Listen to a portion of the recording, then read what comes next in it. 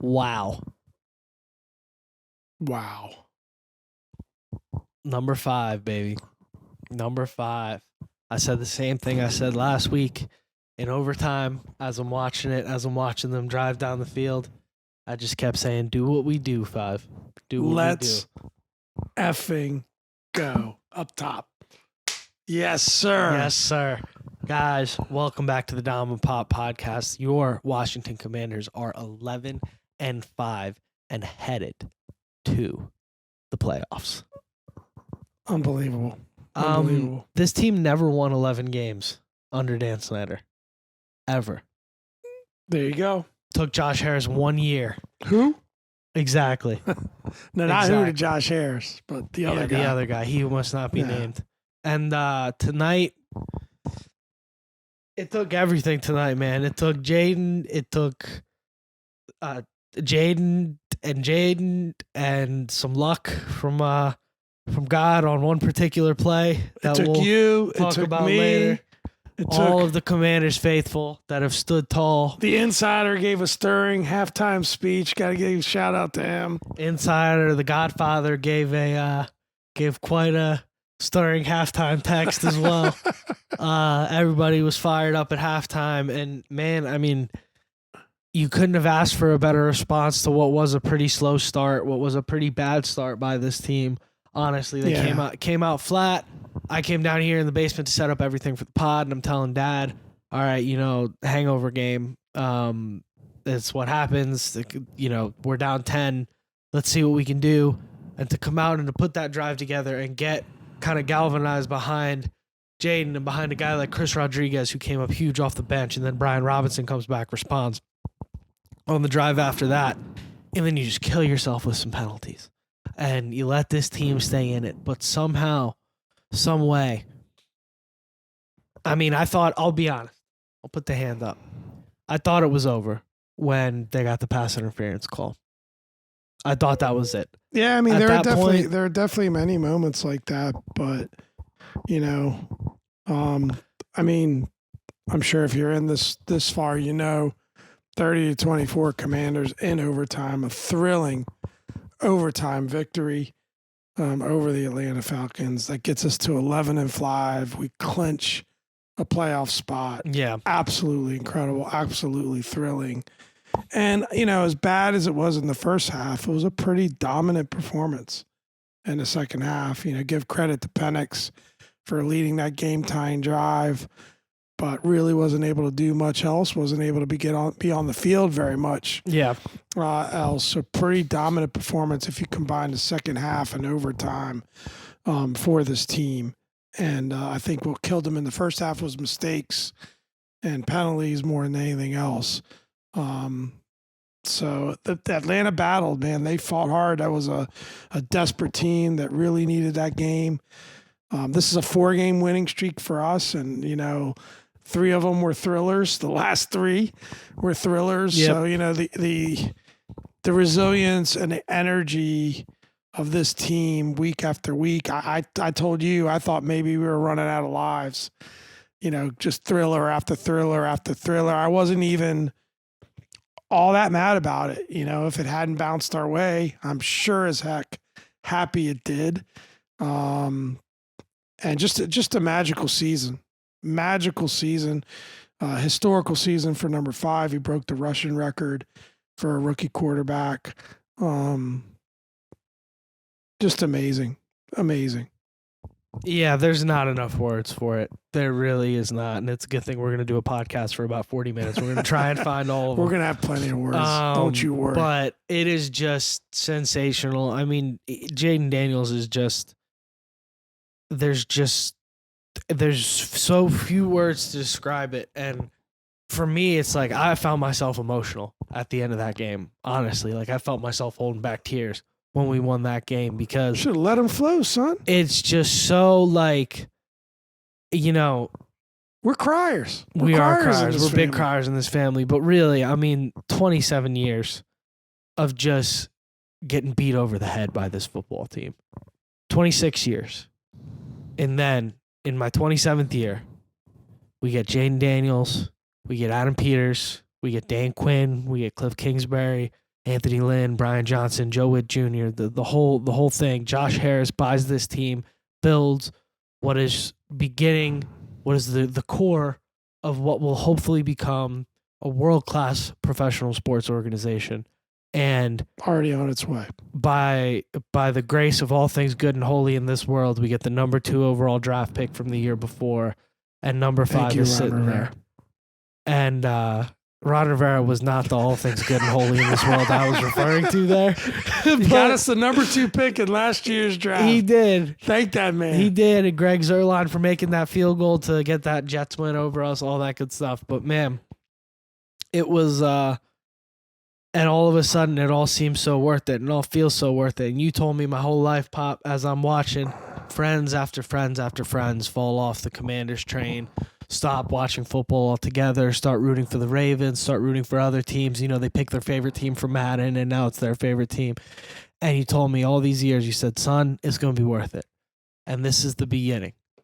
This is the beginning of it being worth it right here. And 11 wins in year 1 puts you among the elite teams in the NFL. It just does. That is what 11 wins does. That puts you among the Giants with the potential to go to 12.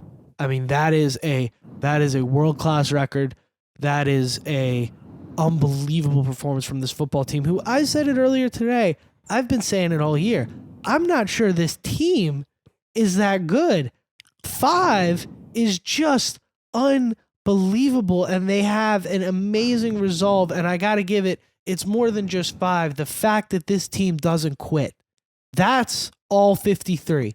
They don't quit. They don't get let down. They don't get deflated. When you won that coin toss, you just knew. You just knew every single one of them was going to go out there, put it all on the line, and win that football game. Well, you just knew.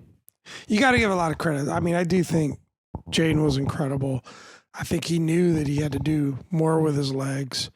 They were shutting down our run game. The run game got going in the second half, but I think it had a lot to do with the fact that I kept telling you they're gonna wear down. You know, the Atlanta defense was playing really well, but the way that Jayden was making them pay with his legs more so than anything else just creates a scenario where they're just gonna wear down, and then our run game gets going.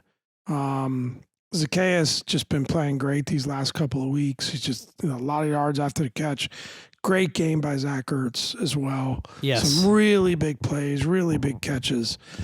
It does all come down to Jayden Daniels. I mean, it's incredible. But, I think the defense made adjustments too. You know, they couldn't stop Bijan Robinson in the first half. I don't think he had much of anything going in the second half.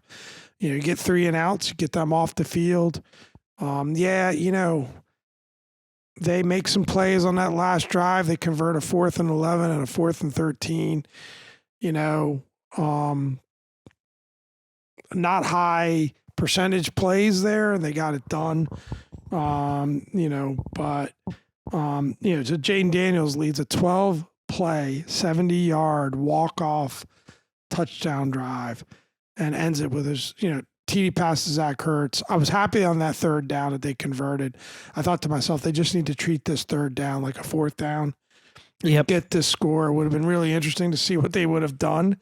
They soak up. I mean, I think that drive went over 7 minutes, well over 7 minutes in the overtime. The overtimes are only 10 minutes right now. Wasn't much time left. I personally would have gone for it. Glad we didn't have to make that decision. Great catch by Zach Ertz. What a tough catch. I love that guy. He's been an incredibly valuable piece to this team. Even had some yak today. No yak Zach with like 30 yards of yak. It was wonderful. That was the longest reception of the last 3 years. And that play of his career. Had as much to do with Jayden's legs as anything else because he escaped like incredibly. And then credit to Jayden's development, right? That's a play. As I'm sitting here in my Adam Sandler shorts, sorry guys, we're comfortable in the house at this point. I'm looking up at the camera. What's going on here? But keep it moving. Got the drawstrings out and everything. That is terrible. I noticed it. That is terrible. I wasn't going to say anything. That is terrible. But that's a play.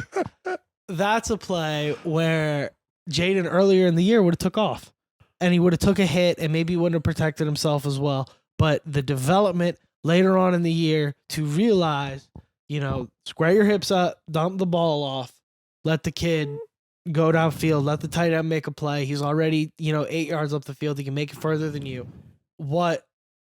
It's just one of those small moments where you just say he gets it. He just gets it. And we saw tonight, nobody wants to see him run that much. None of us. But at a certain point, it was the only option. It was necessary. It was the only option. And it's a do or die situation. It's a game you got to win. It's not like he was unsuccessful through the air. I mean, 24 for 36, 227 yards passing, 3 touchdowns in the air, 1 interception, which wasn't great.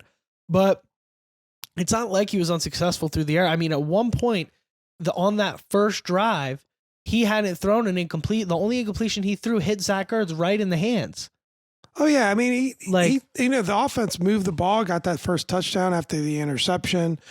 We were moving it again. That interception that we threw was a bad interception. It was a nice play by them. They kind of fooled Jayden on that play. That was a play that was really working. And, in a sense, you could say it was maybe a little telegraphed, and that really hurt us. But the resilience of the team, like I said, had come back in the second half and just dominate on going from 17-7 down to 27-17 up. Was just great, and we could have easily just sealed it with a touchdown on that last drive where mistakes kind of killed us again. But yeah, I mean, there's just not enough words to describe what Jayden Daniels brings. And I think he's the type of player that, the great players, if you're going to call players great, in my opinion, they've got to elevate the players around them. And I think that's what he does. Yeah. And I think it'd be wrong to say it's 100% Jayden. He's getting help. He's getting good performances from other players. We're beat up team. I mean, we were really, down to some backup offensive linemen out there. Yeah. With injuries, Beatas goes out, Lucas goes out. But so the heart and the resilience of this Brown team, today. No Noah Brown. You're it's down a to your 4th year. wide receiver. I mean, it's a magical year. There's just game after game of just the comeback win versus the Eagle, this overtime win versus Atlanta. And I want to say something. And for people that want to say we just haven't beaten good teams, that's a good team Atlanta has. It's a really good team. I know they're 8-8 now. They'll probably be a winning team by the end of the year. They just had a struggling quarterback. I think they should have pulled the trigger much sooner to Penix, and it would have been a different, they'd have a different record. Thank goodness for us. They didn't do that. 11-5, baby. Chance to get 12 next week, a really good chance. And I don't think we've mentioned it yet. We are now the 6th seed. Yeah. So we are no longer, if we can take care of business next week, playing the Eagles in that first round. Potentially, we're going to be playing the Rams out in your neck of the woods. Yeah. Or the Bucks or the Seahawks, I guess, would be our 3 options there. Yeah. But any of those options, I believe, are better than Philly. Going to Philly. Certainly. Yeah, it's excellent. Just loving it. I mean, just celebrate. We'll take it. I mean, 11 wins. Brian Mitchell's wearing a tutu, one of our inspirations for doing this podcast. Our favorite Redskins ever. That's going to be a ton of fun. Make sure you tune in to B. Mitch and Finley for what it's worth. We'll give them a free plug. Not that they need our plug. We need one from them. So if they hear this, give one to Dom and Pop. Yeah, I wouldn't mind that. But Michael Penix looks like he's going to be a really good quarterback. I mean, he can sling it. That throw wasn't incredibly accurate or consistently accurate through the game, but when he sets his feet and he gets dialed in, those 2 passes to convert those 4th down conversions on that game tying drive were pretty impressive. That throw to what's his face? That throw to Pitts for the touchdown was incredible. That was a fantastic throw. I mean, Chin was all over him, blanketed him, and that's to Pop's point about Atlanta, they got some talent, man, and I think they're well coached with Raheem Morris. They're clearly fighting and feisty. I think AJ Terrell tonight had as good of a game as I've seen a defensive back have this season, at least. He was fantastic. He locked down. He was straps. It was like I felt bad. I was like enjoying. I was hating that it was happening against my team, but as a fan of football, I was just enjoying watching how good he was. I was like, this is just unbelievable. I was hating that it was happening to my team, but it was just so good to see. Just really good defensive back play. He was spectacular, and obviously they have Jesse Bates back there as well. So that's definitely, if you want to talk about like a cornerback and a safety combo that can take a guy out of a game, you've got as good of a combo as anybody there. And you know what? For the people who want to say you haven't beaten anybody, fangul. We've beaten 11 teams. I don't care. You don't get to 11 wins in the NFL without beating good teams and beating good talent. And all that. Haters are going to hate. Yeah. I mean, who cares? You know, I don't care. You're clearly miserable if that's your takeaway from this team. You know, I think it's incredible to get 11 wins. And I think, I mean, as much as I try to give credit to other players, and I think there were some really good performances, you know, we'll get into it. We're going to get into our awards here next. Jayden just wasn't going to let them lose that game. That's really what it came down to. He wasn't. And defense got stops. To give them credit in the second half. They gave us the chance to continue to give us the ball back so that we could take the lead. And you got to give them credit for that. They made some really good adjustments to get that done. I give them credit for getting them off the field. You know, it was clear. I mean, how about having a coaching staff that can make halftime adjustments? Yeah. And, you know, Cliff clearly has consistently been really good in the second half. Yeah, and clearly, like you start to run out of options. Their pass rush was causing problems. They were stopping the run, and it's just, you know, what wore them down was Jayden and his legs. You know, that's what really wore them down. Amazing. Yeah, hard to beat, man. Just really, just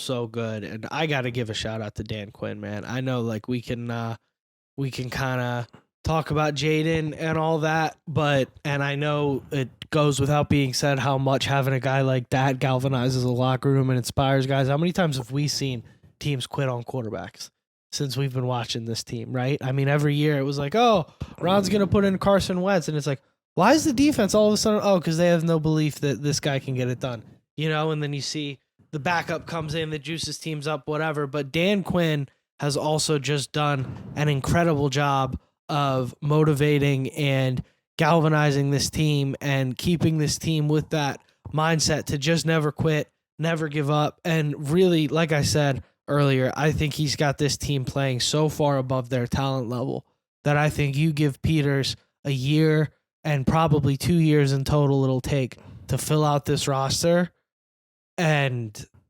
everything holds in the world of Jayden Daniels. He doesn't even have to get better. He needs to just stay this good. I think we're going to have some serious ass to kick across the NFL. It's awesome, and it's incredible to think that we're going into the last week of the season now. Like, that's mind-blowing. What a ride. What a ride it's been, but the fact that we get an extra week of football, at least one extra week, hopefully more than that, riding the magic of number 5. And I agree. I think it's going to be another great offseason. I think they're going to continue to roster build.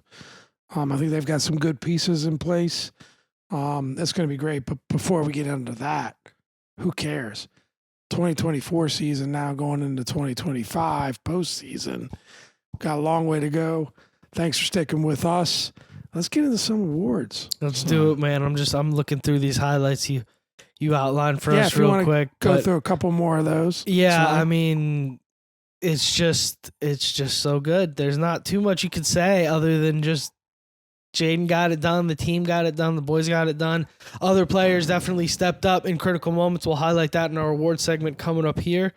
But dominated time of possession, 41 minutes, and 32 seconds for the Commanders, 412 total yards versus 337 for Atlanta. So, you know, I think if we could clean up the mistakes, that probably would have been a little bit of an easier win. But got to give Atlanta credit. They came out to ball. It was a really total talented team. It was a total of an 8-point swing with the penalties, and then you doubled up on. We outscored them 20-7 in the second half. But just the penalties swung us 8 points with the Samerstill offsides. That's 4 points right there. And granted, you don't have to let them go score a touchdown there, but we did. And then you have the holding call on Sam Cosmi, which I thought was junk, whatever. That took away the Zacchaeus touchdown, and then you end up, unfortunately, in kicking a field goal there. Calling so it it's tight. 8 points that comes off the board there. Refs were calling it tight. Yeah. No question about it. So, again, refs were calling it super tight. This crew was known for that. I think it was Ben Stanek tweeted that out. They're the number one crew for calling holding penalties in the NFL. Which, for me, like, at a certain point, man, yes, they're the number one crew for calling holding penalties in the NFL. At what point does the NFL take a look at that? At what point does the NFL go, hey, guys, easy? Yeah. I mean, a lot of them, when you went back and look at the replay, there were some questionable ones. They look like good calls, but I mean, a lot of times you think, well, those things are happening a lot. But I'd say overall it went both ways. So I'm not going to come on here and lament the refs too much. No. But I agree. Awards, let's get into it. This is our award segment. Guys, as you know, Sauce Award, which we're probably going to have to come up with a new one for next year to make it more interesting. Jayden Daniels, as always, definitely the year-long Sauce Award at this point. I think every time he's gotten a Sauce Award, he's gotten a Rookie of the Week. Nah, I mean, you got to have a real conversation about NFC Offensive Player of the Week this week, in my opinion. Yeah. But 24 for 36, 227 yards passing, 3 touchdowns, 1 interception, 127 yards rushing on the ground, 67 carries. So 16 carries. Or 16 carries, excuse me. On 16 carries. I'm all twisting around. We're recording this at 12:37. That's why he's in his PJs, people. I'm ready to go to bed. It's 12:37 in the morning, but yeah, incredible. He showed incredible toughness. Unbelievable. And look, I'll admit something. When we hit overtime, I was kind of resigned. I was like, I don't know if we're going to win. I don't know if we're going to lose. But I have to admit, like, that was sort of me just putting up like a shell or protecting yourself, protecting myself. But quietly, I'm thinking Jayden Daniels has the ball to go get this winning touchdown drive. And there was there's a level of confidence that you have with him in that situation. I mean, even in the situation at the end of the game where there was a little over a minute left, he throws a perfect ball to Zacchaeus. Zacchaeus has an incredible game, but that ball hits him in the hands. And, we're probably going to win on a field goal and in the face not even mask. going overtime. So he was performing, well before that last drive. It was a dot he threw to Zacchaeus. I guess, he didn't catch. Not much more we could say about Jayden. Yeah. Speaking of Zacchaeus, he will get a helmet sticker. I don't know that. I may have petitioned to remove him had we not won that game, honestly. I was yelling at Pop. Yeah, had we not won that game, this Pop would was like, been a whole different situation. We might already be done recording. Pop was like defending him. He's like, he's had a hell of a game. I was like, it doesn't matter if you don't do it now. It doesn't matter. And I stand by that. But Zacchaeus gets his helmet sticker, 8 catches, 85 yards, and a touchdown. He had a phenomenal game. Really played well today. Bad drop, but phenomenal game. Way to step up. Talk about that next man up mentality. He's a guy that, look, hasn't got his name called often this year for whatever reason.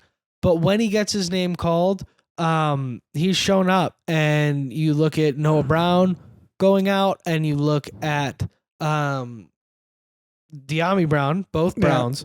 The Brown brothers going out, and Olamide Zacchaeus steps up, man. 8 for 85 and a tud. He had a big week last week. You look at, maybe he's really developing into a legitimate second option. He's dynamic with the ball in his hands. He's a great playmaker. He's got great yak ability. He never seems to just catch it and go down. Book, yeah. I think he's a number 3 across the NFL, but he might be your number 2 on this team. Well, right now. Certainly ain't KJ Osborne, who got his name called for the first time since entering Washington for a holding penalty today, and that was it. Anyways, this is the positive segment for helmet stickers. Next up, Zach Ertz, 6 catches, 72 yards, and 2 touchdowns, including the game winner, which was a heck of a catch. That was a fantastic catch.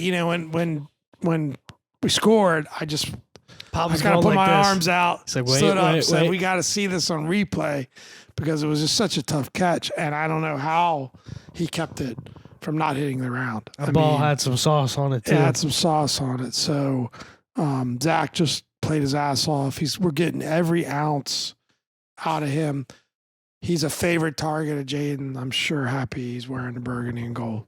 And again, this just goes back to Adam Peters, man. It all trains lead back to Adam Peters. Do you think here. he answered Sirianni's doubt in his abilities this week? Hold that, Sirianni. Go back to the last pod and check out the Sirianni segment. That was one of my favorites of the year. But man, just Zach Ertz doing it, dude. Like it's just so good by Peters to just. That's what you're supposed to do with a young quarterback. A young quarterback's best friend is a heady veteran tight end. And what do you go get? You get Zach Ertz, who's played in Kingsbury's scheme before, loves Kingsbury, wanted to work with Kingsbury again, comes in, great leader, loves Jayden Daniels. He said how much of a blessing it is to get to work with a guy like this towards the end of his career. Yeah. I don't know how many years Zach has left, but I hope they're here. Great game. Yeah, he by provides Ertz great tonight. leadership, and you could tell that he's in Jayden's ear. And just a terrific game by him. Yeah, and it's just Jayden really trusts him, and that's what matters more than anything is he's got that security blanket. Chris Rodriguez Jr., 5 carries, 16 yards, and a touchdown. That's one of those things that it's not going to jump off one catch for 12 yards. It's not going to jump off the page when you read the stats. Yeah. But if you watch that game, that drive when we went up 21-17, that drive was absolutely pivotal. His performance on that drive. He basically, once we got inside of 15 yards, he basically won that drive himself. Yeah, no question. He had some great runs where he looked like he was toast, whether he was carrying backs, whether he was using a jump step. His touchdown run was terrific. Yep. Again, probably thought it was not going to result. It looked like they had him stopped. So yeah, he absolutely deserves it because of we hear Dan Quinn talk about winning time moments.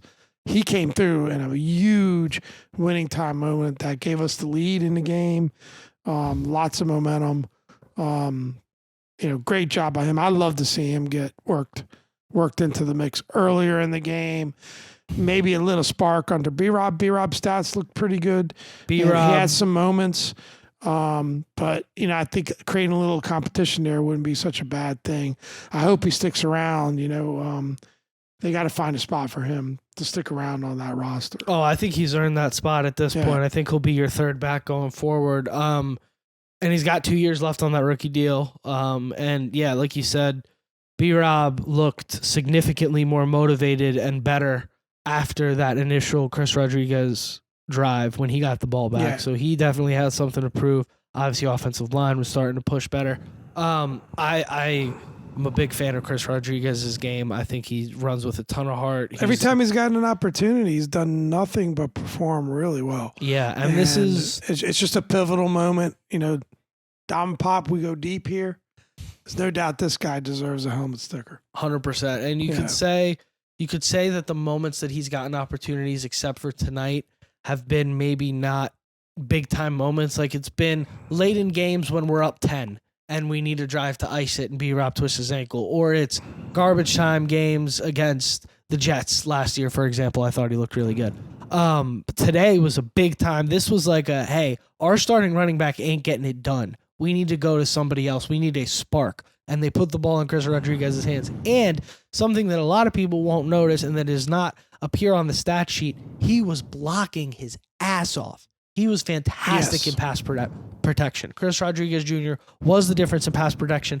I believe that's why Brian Robinson took a seat for a little bit. I won't go as far as to say got benched, but he was bad in pass pro at the beginning of this game and has been bad in pass pro for a bit. So I think they went to Chris Rodriguez Jr. there to cement that, and he earned his time. And just, again, this is a kid that was on the fringe of being cut this year. They said we can't find a place for him on the practice squad. McNichols, remember Wiley? They had that kid Wiley in at running back, and he is now, we're talking about in the game that clinched us, the overtime victory that clinched us a playoff game. We're talking about Chris Rodriguez helmet sticker. So love the kid, love the story, want to see him continue to get more work.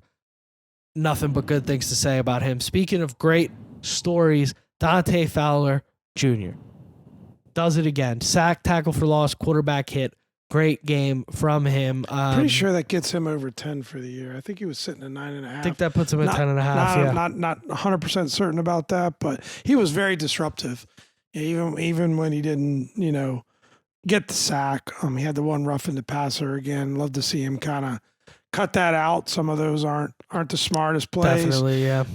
But he's disruptive in there, causing trouble, playing some really good ball this season.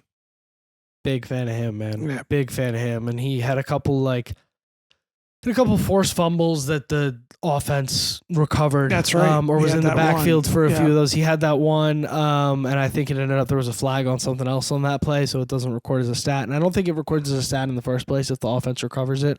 I don't know.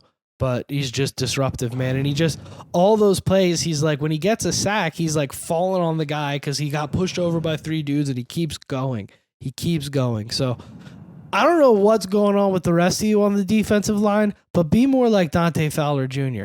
Please be more like 6. He is a heck of a football player. Big fan of his.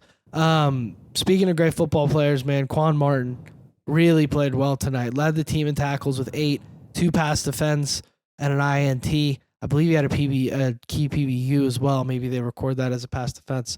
But stud.